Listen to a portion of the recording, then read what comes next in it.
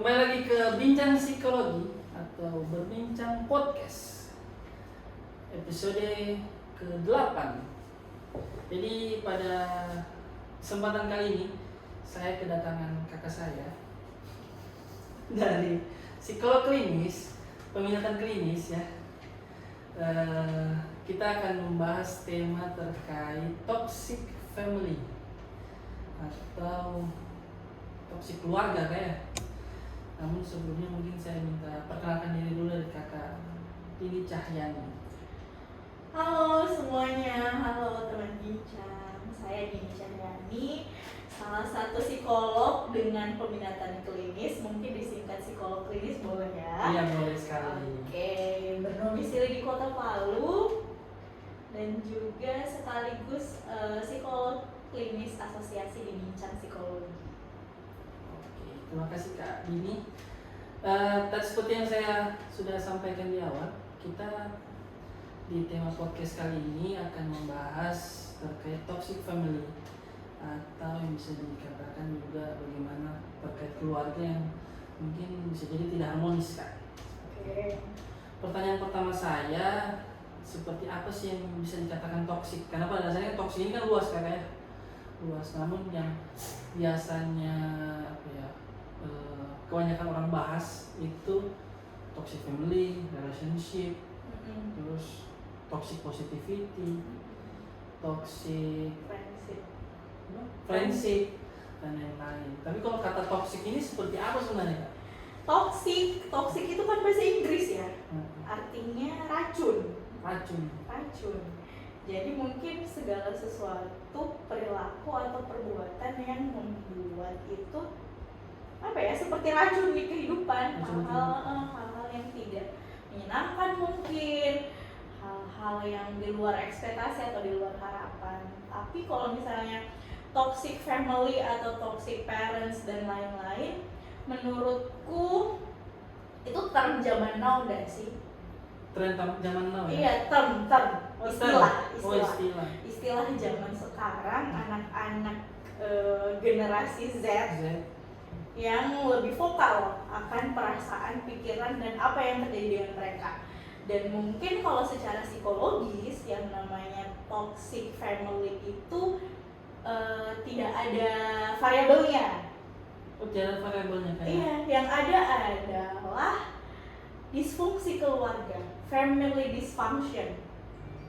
Kalau misalnya mau cek, silahkan cek jurnal, ada banyak kok jurnal family dysfunction. Kalau itu variabelnya? Kalau misalnya mau topiknya psikologi banget gitu kan, itu adalah family dysfunction. Di situ udah ada yang namanya family dysfunction atau keluarga disfungsi.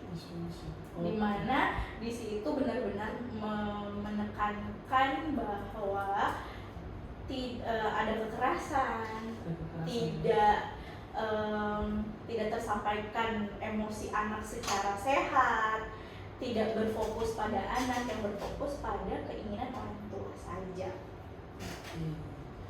Berarti itu tadi sedikit terkait toxic family sudah dibahas gitu kan ya.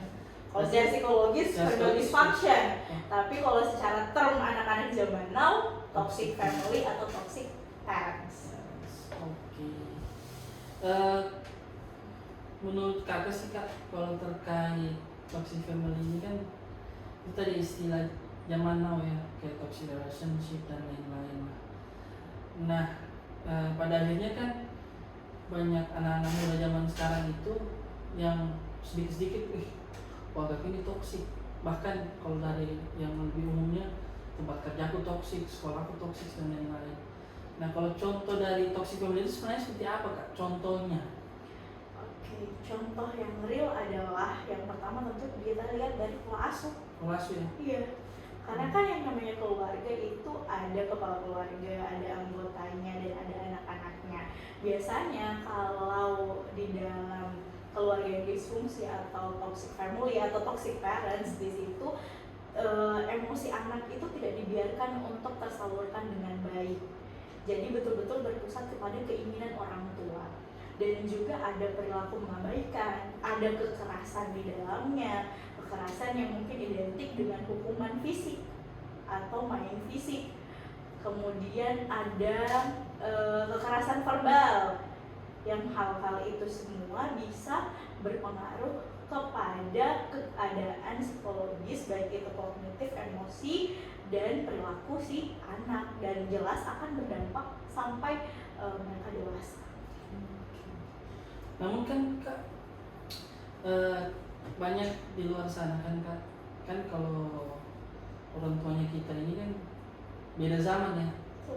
Beda zaman. Saya pun masih sempat dapat melihat dari keluarga-keluarga saya yang lain itu, bahkan ada yang sampai memukul dan lain-lain. Bahkan untuk di dalam lingkungan keluarga yang saya lihat, bukan keluarga saya sih, lingkungan keluarga orang lain yang saya lihat itu, ada yang bahkan keras suara, membentak dan lain-lain itu. Nah, fenomena itu kan terjadi karena mereka menganggap perbedaan zaman tadi itu Kak. Itu seperti apa sebenarnya Kak? Kalau menyikapinya, cara menyikapinya. Kalau menyikapinya yang pertama adalah, kalau misalnya dari orang tua generasi kita ya. Iya, generasi kita yang pertama, dulu pengetahuan tentang parenting tidak semasif sekarang. Iya, betul. Ya, sekarang kan di sosial media, di postingan sudah ada informasi tentang parenting. Kalau dulu kan belum ada. Jadi yang dipakai sama orang tua adalah parenting di generasinya dia. Jadi ketika dia mau mengasuh anaknya, otomatis referensinya adalah bagaimana orang tuanya memperlakukan beliau. Dulu ya. Kakek nenek kita. Oke. Jadi karena itu di pikirannya atau menurutnya berhasil, maka hal inilah yang harus diterapkan ke anaknya, karena menurut mereka itu adalah yang terbaik. Tapi kan balik lagi, beda zaman, beda tantangan. Betul. Nah, harusnya mungkin kalau semisal orang tuanya lebih open lagi terhadap perkembangan ilmu, maka bisa lebih sadar lagi bahwa memang style parenting zaman dulu mungkin tidak selalu cocok untuk diterapkan ke anak-anak sekarang. Kalau itu kan tadi terkait fenomena yang terjadi kayak yang mana adanya gap antara generasi orang tua kita dan kita sendiri kan masih masuk generasi milenial ya. Iya, betul. Orang tua kita kan kelahiran 60-an, 70-an. Itu kan masih mendapatkan mungkin masih ada kejadian-kejadian yang dulu-dulu bekas-bekas kemerdekaan kayak budaya juga. Karena orang tua mereka kan lahir di masa kemerdekaan, bahkan belum kemerdekaan kan, jadi masih ada itu. Nah, kalau contoh realnya Kak untuk terkait toxic family di keluarga itu Kakak pernah dapatkan? Kakak pernah tangani? Contoh realnya itu seperti apa Kak? Yang paling sering itu dimana orang tua biasanya memaksakan kehendak. Jadi menganggap bahwa dia punya kontrol 100% atas hidup anaknya. Jadi misalnya mereka berasal dari orang tuanya pekerjaan, salah satu pekerjaan yang prestis di Indonesia. Bisa PNS, bisa mungkin profesi yang lain ya misalnya. Terus anaknya dituntut untuk mengikuti jejak orang tua, padahal belum tentu anaknya itu suka. Nah, akhirnya mulai dari anak yang masuk TK, SD, SMP sampai SMA itu diarahkan semuanya untuk mengarah masuk ke universitas yang bergengsi dengan fakultas yang diinginkan oleh kedua orang tuanya. Akhirnya anak merasa tidak punya kendali atas dirinya. Dia tidak tahu sebenarnya keinginannya apa, dia tidak tahu potensinya apa, dan bahkan sampai di titik mempertanyakan sebenarnya eksistensinya di dunia ini apa. Sampai sebegitunya ya. Karena tidak memperlakukan anak dan memberi tanggung jawab sesuai dengan usianya. Itu orang tua yang controlling sifatnya, mengontrol kehidupan anak. Berarti sangat mempengaruhi dengan pola asuhnya Kak ya? Ya. Nah, kalau yang misalnya paling tepat Kak, pola asuh seperti apa sih sebenarnya di zaman sekarang ini? Kan kalau zaman dahulu mungkin zaman dahulu juga kayak maksudnya zaman dulu ya, orang tua kita terkadang lebih ke pola asuh yang agak otoriter lah, dengan model mereka sering menggunakan verbal, bahkan non verbal. Saya pun sempat dulu Kak, tapi ketika adik-adik saya dewasa, tidak lagi di adik saya, cuma sambil diri saya gitu. Jadi kakakku sama saya itu masih kena yang seperti itu. Tapi kalau lebih longgar ya. Iya. Dan seringnya berjalan waktu, alhamdulillah orang tua saya itu mengikuti zaman. Mereka tidak seperti itu lagi. Bagus dong, ada insight dari orang tuanya. Betul. Nah, bagaimana kalau misalnya orang tuanya tidak insight Kak? Maksudnya tantangan buat anak itu seperti apa? Apa jalan keluar buat anaknya? Oke, kalau misalnya si anaknya sudah dewasa ya, sudah dewasa, yang pertama dia sudah mengerti lah, sudah sadar dengan keadaannya, bahwa sekarang saat ini masalahku seperti ini. Saya berada di tengah-tengah keluarga yang seperti ini. Setidaknya cari bantuan pertama, ya. Yang pertama cari bantuan, entah itu bantuannya berbentuk profesional atau mencari teman dekat, teman sebaya yang bisa jadi teman cerita. Yang kedua adalah biarkan dirimu mengekspresikan emosi. Jadi kan kalau misalnya hidup dengan perilaku controlling dari orang tua yang sangat ketat, itu kan kita emosinya tidak terekspresikan dengan baik. Kadang mau sedih, mau marah juga ditahan. Betul. Nah, jadi belajarlah untuk mengekspresikan emosi. Kenali emosimu, validasi. Kira-kira kalau misalnya di kejadian seperti ini yang saya rasakan apa? Atau misalnya sekarang lagi sedih, lagi marah. Sekarang tuh di flashback lagi, apa sih yang membuat sedih? Tadi ada kejadian apa? Terus dari perasaan sedih itu kira-kira seberapa sedih sih? Kalau misalnya dikasih skala dari 0 sampai 10, kira-kira ada di mana? Biar tahu gitu kan, seberapa sedihnya, seberapa marahnya. Terus selanjutnya adalah sadari bahwa kita tidak punya kemampuan untuk mengubah orang lain. Betul. Termasuk orang tua.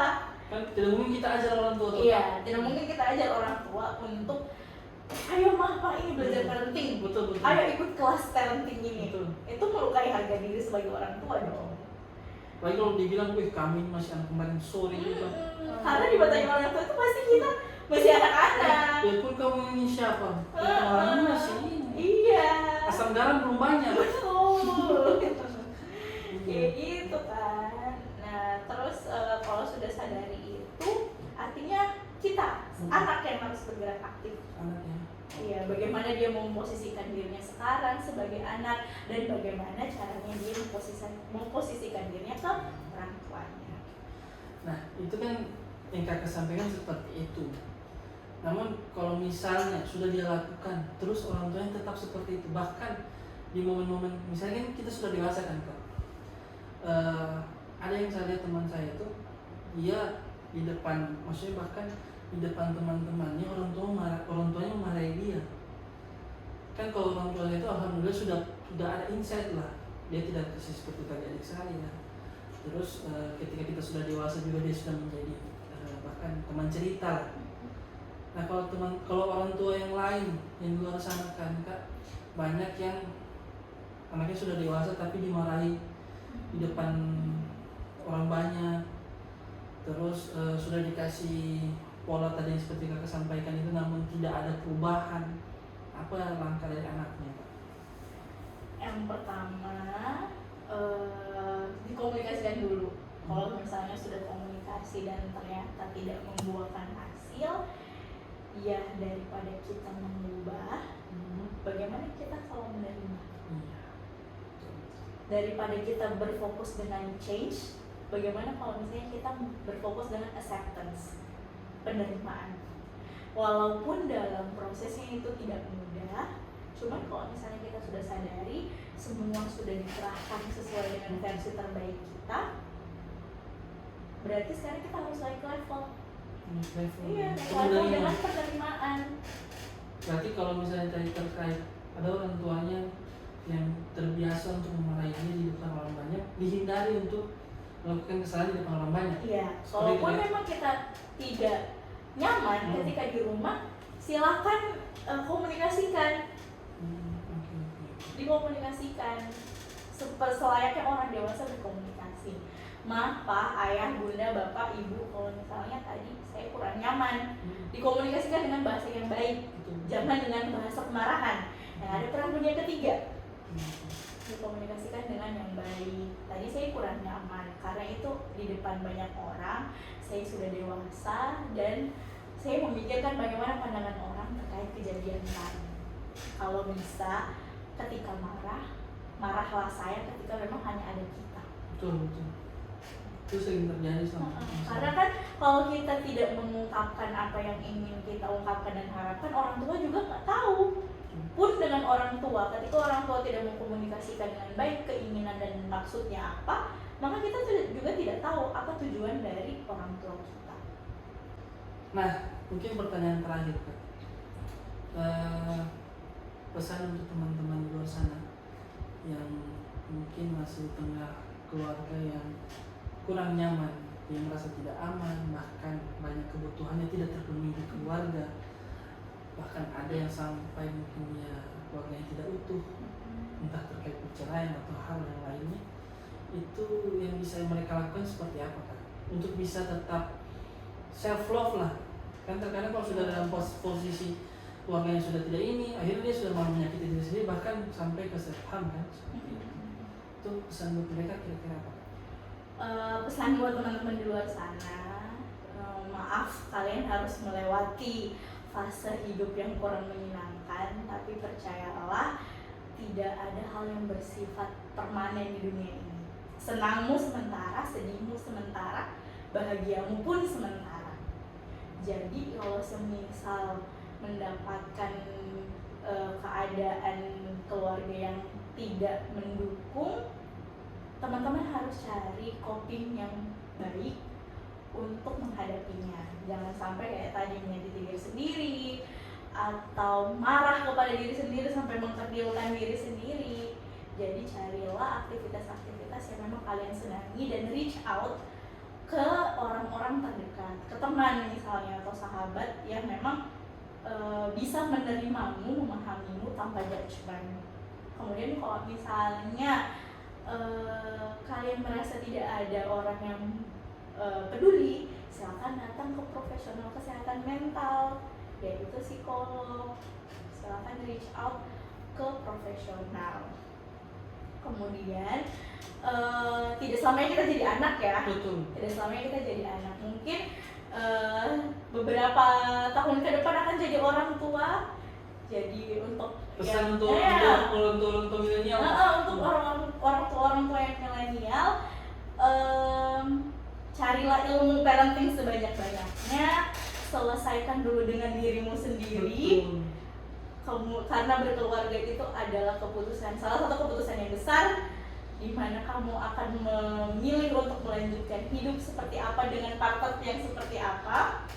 Jadi belajarlah mengenai pola asuh, karena dari pola asuh kamu belajar mengasuh anakmu, dan anakmu juga belajar tentang lingkungannya dan mengenali orang tuanya.